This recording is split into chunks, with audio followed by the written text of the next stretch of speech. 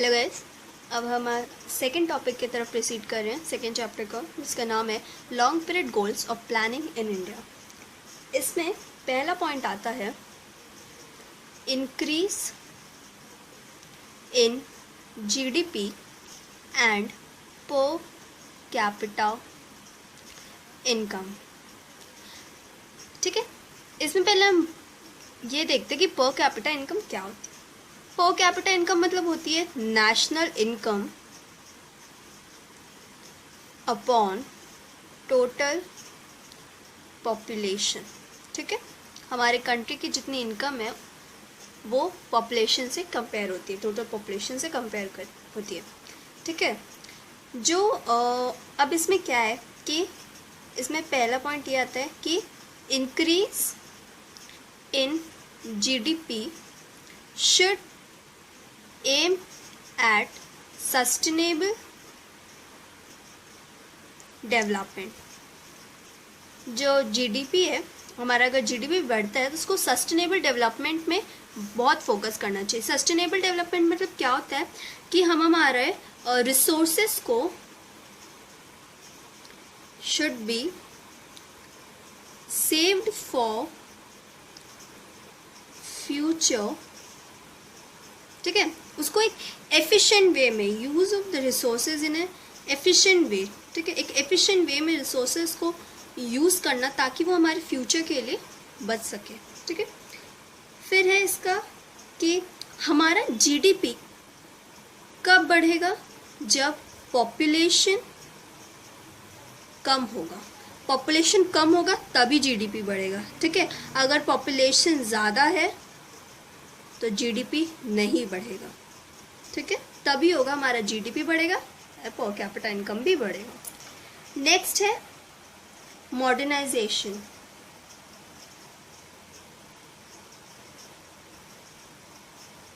Modernisation से क्या होता है, ये हमारी टेक्निकल नॉलेज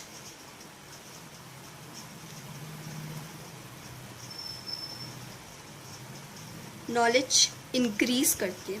मॉडर्नाइजेशन होगा, मॉडर्नाइजेशन मतलब क्या होता है कि हम पुरानी चीज़ों से छुटकारा पाके नई चीज़ों को अपनाते हैं। ठीक है, मॉडर्न आउटलुक। ठीक है, सोशल ओल्ड आउटलुक को छोड़ के हम न्यू आउटलुक पे आते हैं। जैसे पहले के ज़माने में लड़कियां सूट सलवार पहनती थी, आजकल वही लड़कियां अलग अलग तरीके के कपड़े पहनती है, वो होता है मॉडर्नाइजेशन। तो इसमें क्या होता है कि हमारी अगर कैपिटल गुड्स हम ज़्यादा यूज़ करते हैं और बेटर टेक्नोलॉजी, कैपिटल गुड्स और बेटर टेक्नोलॉजी होती है तो हमारा क्या होगा, जो कॉस्ट ऑफ प्रोडक्शन है वो डेफिनेटली बढ़ेगा, बट जो प्रोडक्शन है वो इंक्रीज होगा विद द लेस टाइम बहुत कम रहेगा और प्रोडक्शन बढ़ेगा। कैपिटल गुड्स क्या होती है, मशीनरीज, ये सब। ठीक है, जो मोर देन 1 ईयर का गारंटी होता है। ठीक है, ये होती है हमारी कैपिटल गुड्स। ठीक है, देखो मॉडर्नाइजेशन में सिर्फ ये नहीं कि हम सिर्फ कैपिटल गुड्स को यूज करें, बल्कि ये भी कि women should also get the equal opportunity as men। जितने एक आदमी को काम में उसको इतनी अपॉर्चुनिटीज दी जाती है, उसको जितनी रिस्पेक्ट दी जाती है, वुमेन्स को भी उतना ही देना चाहिए, तभी हम बोल सकते हैं कि हमारे कंट्री में मॉडर्नाइजेशन आया। वरना अगर सिर्फ मेन को अपॉर्चुनिटीज दी जाए, सिर्फ उनको काम करने के लिए बोला जाए तो उसको मॉडर्नाइजेशन नहीं बोलते। ठीक है, एक और आता है कि हमारा जो मॉडर्नाइजेशन की वजह से बोल सकते हैं कि डीमेरिट टाइप का, कि जो हमारा कल्चर है वी आर लूजिंग दैट, हमारे कल्चर को लूज कर रहे हैं। मॉडर्नाइजेशन का मतलब ये नहीं होता कि हम हमारा कल्चर भूल जाए, we should not forget our culture. ठीक है, we should not forget our culture. हमें अपने कल्चर को, अपने इंडियन ट्रेडिशंस को भी साथ में लेके चलना चाहिए। तो ये था मॉडर्नाइजेशन। नेक्स्ट है इसमें सेल्फ रिलायंट। सेल्फ रिलायंट का मतलब क्या है कि जो नेशन है उसको सिर्फ और सिर्फ सेल्फ रिलायंट के लिए होना चाहिए, वो सिर्फ खुद से उसको ग्रो होना चाहिए, ठीक है ना, वो किसी पे डिपेंड ना हो, खुद ही से उसको ग्रो होना चाहिए। उसको अपने डोमेस्टिक गुड्स, जो डोमेस्टिक गुड्स क्या होते हैं, जो एक कंट्री के अंदर खुद बनाई जाती है, जो डोमेस्टिक गुड्स है उस पर उसको डिपेंड होना चाहिए, ठीक है। पर्टिकुलरली इसमें क्या आते हैं, फूड ग्रेन्स, इसको इस पे डिपेंड होना चाहिए, ठीक है। जो एग्रीकल्चर है, एग्रीकल्चर देखो हमारा हर बार की तरह बढ़ नहीं पाया था due to lack of technology, ठीक है। कंट्री को खुद के ऊपर डिपेंड होना चाहिए, उसको किसी के ऊपर डिपेंडेंट नहीं होना चाहिए कि वो हमें कुछ करके दे, ठीक है। कंट्री को खुद के ऊपर डिपेंड होना चाहिए for the growth of the country and the development of the country, ठीक है। नेक्स्ट आता है फुल एम्प्लॉयमेंट। अब देखो हमें ना फुल एम्प्लॉयमेंट का एक हम क्या पिक्चर बना लेते अपने माइंड में कि एक ऐसा देश, कंट्री जहाँ पे एवरीवन इज एम्प्लॉयड, ठीक है, everyone is employed, but this is not true. Everyone is employed is that doesn't mean full employment. ऐसा हो ही नहीं सकता कि एक कंट्री में हर जन एम्प्लॉयड हो। फुल एम्प्लॉयमेंट का मतलब ये होता है कि every person is engaged in a meaningful work। वो कुछ मीनिंगफुल काम कर रहा है, ऐसा नहीं कुछ फालतू काम कर रहा है और अपने आप को एम्प्लॉयड बोल रहा है, वो एम्प्लॉयड नहीं है।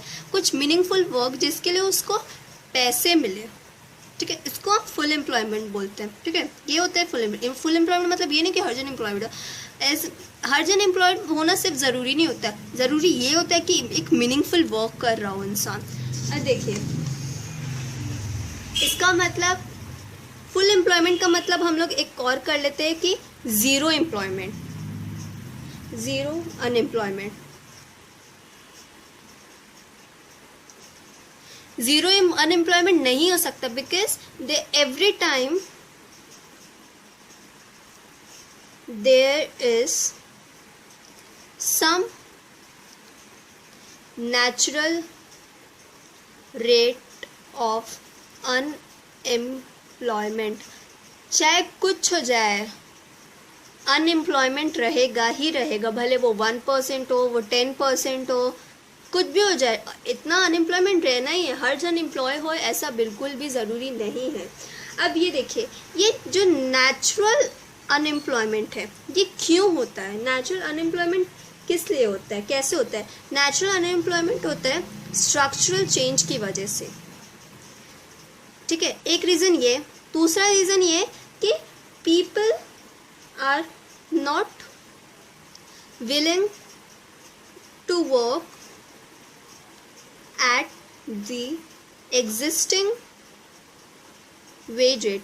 उनको जितना पैसा दिया जा रहा है काम करने के लिए, उन लोग उस पैसे में संतुष्ट नहीं है और इसलिए वो काम नहीं करते। एक ये रीज़न है नेचुरल अनएम्प्लॉयमेंट का, स्ट्रक्चरल चेंज, और दूसरा एक ये रीज़न है। अब स्ट्रक्चरल चेंज क्यों आता है? स्ट्रक्चरल चेंज मतलब होता क्या एक्चुअली, जब हमारे कुछ टेक्नोलॉजी में चेंज होता है, चेंज इन टेक्नोलॉजी, इसको स्ट्रक्चरल चेंज बोलते हैं। देखो अब कोई अनपढ़ इंसान हो, इलिटरेट इंसान हो, और उसको बोलो कि मशीन्स चलाए तो बेचारा नहीं चला पा सकता। और अब जैसे ग्रो कर रही है तो हम ज़्यादातर कैपिटल गुड्स की तरफ प्रोसीड कर रहे हैं, तो वो ऑफ कोर्स वो नहीं कर पाएगा। वो सिर्फ एक मैन लेबर है, वो सिर्फ अपनी मजदूरी यही सब कर पाएगा, मशीन्स नहीं चला पाएगा। इसकी वजह से एक स्ट्रक्चरल चेंज होता है, जिसकी वजह से एक अनएम्प्लॉयमेंट ऑफ कोर्स वो नहीं कर पाएगा तो उसको हटा दिए जाएंगे, तो उसकी वजह से अनएम्प्लॉयमेंट होगा, ठीक है। तो ये था हमारा फुल एम्प्लॉयमेंट। इसमें आता है next equity, last point. Equity मतलब क्या होता है? तीनों सेक्टर्स प्राइवेट, पब्लिक, मिक्स्ड, तीनों सेक्टर्स अपना अपना कंट्रीब्यूशन दें तब जाके एक इक्विटी आती है। सब एक तरह के काम करेंगे तभी इक्विटी आएगी, सब एक जैसे पैसे देंगे तभी इक्विटी होगी, उसी को हम इक्विटी बोल सकते हैं, ठीक है। देखो इक्विटी सिर्फ इन सब में नहीं, इक्विटी होनी चाहिए सोसाइटी में भी, equality in the society. Equality in the society मतलब क्या हो गया, no discrimination, no discrimination on the basis of gender, caste, creed and religion. किसी के भी जेंडर पे, कास्ट पे, क्रीड पे या रिलीजन पे, इस पे डिस्क्रिमिनेशन नहीं होना चाहिए। अगर एक लड़के को काम करने दिया जा रहा है तो एक लड़की को भी काम करने देना चाहिए, ठीक है। अगर एक अपर सेक्शन के इंसान को काम करने दिया जा रहा है तो लोअर सेक्शन को भी वो काम वो कर सकता है, ऑफ कोर्स, ठीक है। ऐसा नहीं है कि हिंदू ही सिर्फ काम कर सकते हैं, मुसलमान लोगों को भी ऑफ कोर्स एक अपॉर्चुनिटी मिलनी चाहिए, ठीक है। दूसरा है कि every individual in the society should get the same share in the country's national income। एक नेशन के हर इंसान को उसके नेशनल इनकम में सेम शेयर मिलने चाहिए, हर इंसान को, ठीक है। तो ये था हमारे long period goals achievements in India.